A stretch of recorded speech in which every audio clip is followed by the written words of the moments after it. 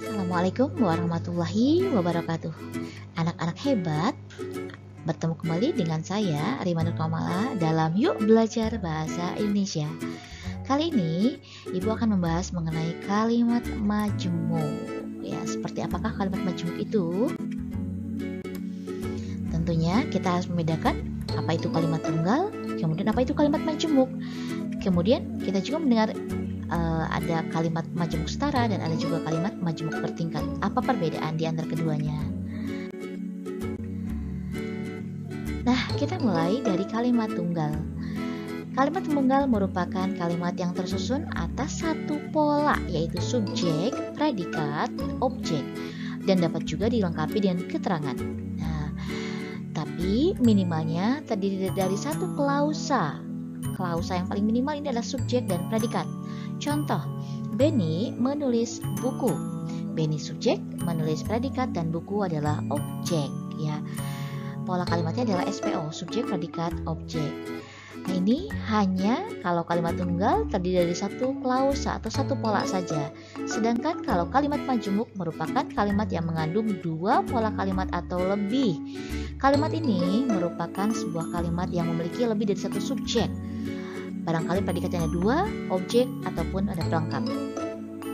Nah, kalimat majemuk sering juga disebut sebagai kalimat luas atau kompleks. Perhatikan dua contoh kalimat berikut. Benny menulis buku dan Andi membaca buku cerita. Klausa Benny menulis buku merupakan klausa pertama dengan pola ada SPO. Dan klausa kedua ada Andi membaca buku cerita, ada SPO juga ya. Dihubungkan dengan kata penghubung dan ya. Posisi klausa pertama dan klausa kedua itu setara, tidak ada yang lebih tinggi, tidak ada yang berperan sebagai induk dan anak kalimat. Jadi, kalimat ini termasuk ke dalam kalimat majemuk setara. Sedangkan ia terlalu bekerja keras sehingga jatuh sakit. Klausa pertama ia terlalu bekerja keras adalah subjek dan predikat. Nah, klausa keduanya adalah ada jatuh sakit. Sebenarnya sebelum jatuh sakit ada kata yang tersembunyi atau hidden ya, disembunyikan, yaitu kata ia ya atau subjek. Jadi ada ia terlalu bekerja keras sehingga ia jatuh sakit. Tapi karena terlalu banyak kata ia yang dimunculkan akhirnya disembunyikan ya. Nah, ada dua klausa pertama dan klausa kedua jatuh sakit ini ya. Klausa pertama dan klausa kedua dihubungkan dengan kata penghubung sehingga sebagai anak kalimat ya. Ini adalah induk kalimatnya, ia terlalu bekerja keras dan anak kalimatnya jatuh sakit. Maka disebut sebagai kalimat majemuk bertingkat. Ya, baik. Kalimat majemuk bertingkat adalah kalimat yang memiliki lebih dari satu klausa dan hubungan antara klausanya tidak sederajat ya. Tadi contoh yang pertama, saya sedang belajar. Itu merupakan kalimat dengan satu klausa. Hanya ada satu subjek dan satu predikat. Kalimat kedua, saya sedang belajar. Nah, saya sedang belajar itu merupakan klausa yang pertama.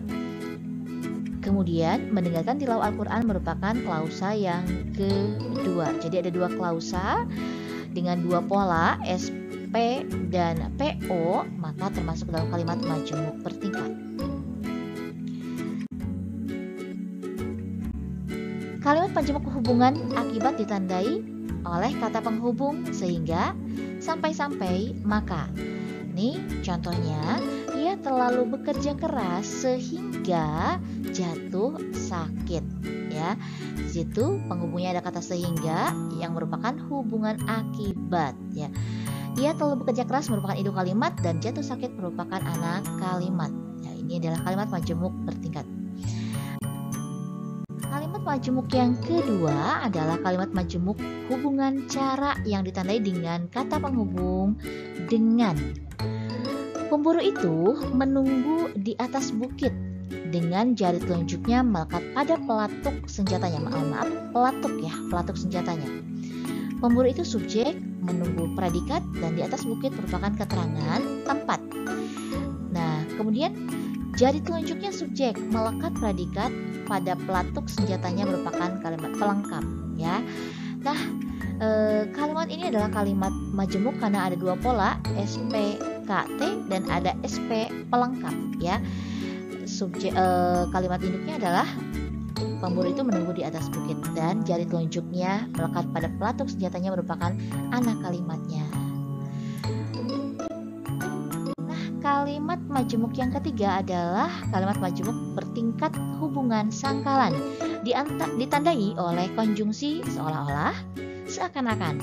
Contohnya, dia diam saja seakan-akan dia tidak mengetahui persoalan yang terjadi. Keempat adalah kalimat majemuk hubungan kenyataan ditandai oleh konjungsi padahal atau sedangkan. Contoh, para tamu sudah siap, sedangkan kita belum siap. Yang menjadi induk kalimatnya adalah para tamu sudah siap, ya. Para tamu subjek, kemudian sudah siap adalah predikat. Kita subjek dan belum siap adalah predikat. Jadi ada dua pola kembali di sini, ya. Maka disebut sebagai kalimat majemuk. Selanjutnya, kalimat majemuk hubungan hasil ditandai oleh konjungsi makanya. Contoh, tempat itu licin, makanya Andi jatuh. Nah, tempat itu subjek, licin adalah predikat. Kemudian Andi subjek dan jatuh adalah predikat. Ada dua pola di situ, S1, P1, S2 dan P2, ya. Kemudian dihubungkan oleh konjungsi makanya. Selanjutnya, kalimat majemuk hubungan penjelasan ditandai oleh kata penghubung bahwa atau yaitu. Contoh, berkas riwayat hidupnya menunjukkan bahwa ia adalah seorang pelajar teladan. Berkas riwayat hidupnya, subjek, menunjukkan predikat, ia subjek dan seorang pelajar teladan adalah predikat. Kembali ada dua pola yang dihubungkan dengan konjungsi, ada kata penghubung bahwa yang menyatakan hubungan penjelasan. Berikutnya, kalimat majemuk hubungan atributif ditandai oleh kata penghubung yang. Ini sebagai perluasannya, ya. Pamannya yang tinggal di Bogor itu sedang dirawat di rumah sakit, ya. Pamannya subjek, yang tinggal adalah predikat, di Bogor itu keterangan tempat, dirawat merupakan predikat dan di rumah sakit merupakan keterangan tempat.